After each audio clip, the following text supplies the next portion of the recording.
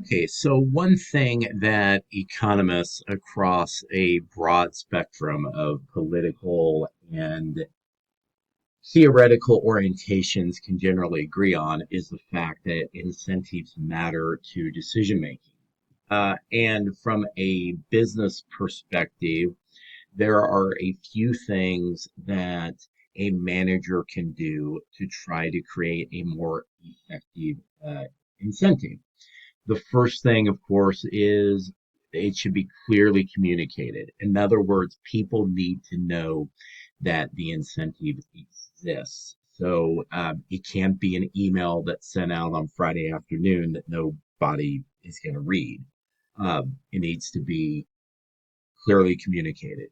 Second, it needs to be objectively measurable, meaning it can't be ambiguous. There needs to be a degree of fairness so that everybody is aware of how they're being measured.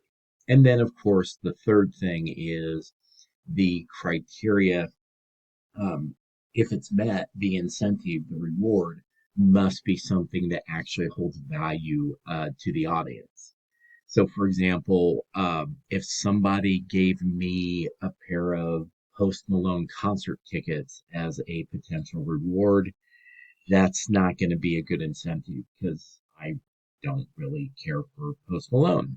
Now, if it was an Ice Nine Kills concert, maybe that moves the needle. So the key here is to figure out what people want and then base your incentive around that. Now, even if you do that, you can have an incentive that can become perverse, meaning that the outcome has undesirable consequences. So let's take a second and think about a perverse incentive. So let's do a very simple example. Let's say that there's a sales contest for a specific product, and whichever person sells the most of the product wins the contest. And that seems like it'd be a good motivator. However, it can create a toxic work environment. Imagine this. Let's say that the sales contest was for a specific video game console, then people are only going to want to engage with customers that are interested in that console. And so it could actually cause your customer service to decline and ultimately hurt your brand or your store more than any benefit you're going to get in the short term by having a sales contest. Another example I would use is, let's say that a educational institution decides that they want to reward great performers, people that do a fantastic job. And so they give out a bonus of $1,000 cash if every student passes a course.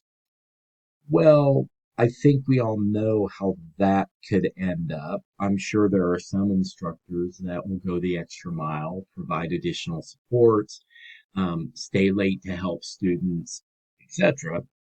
But you're also going to have some that find the easier way to hit that mark is to lower the educational quality. So, lots of extra credit, questions on exams that are pretty simple and don't really test knowledge, all in an effort just to get more people through the system. And in the long run, that hurts both the institution and the student, because once the student goes out into the workforce, it'll be found out pretty quickly that they didn't learn what they were supposed to. And eventually, the reputation of the institution could decline to a point where employers don't hire.